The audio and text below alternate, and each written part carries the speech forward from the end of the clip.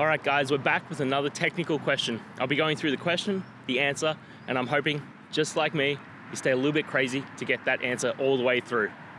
Guys, let's get started.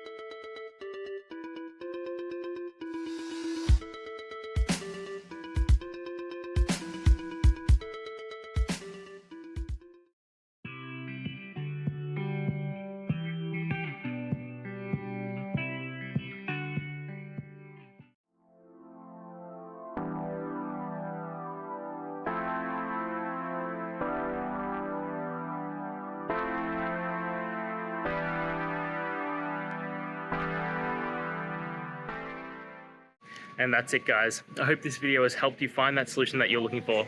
If it did, please hit the subscribe button. I'd really appreciate it. And until next time, I hope you have a good one. Cheers.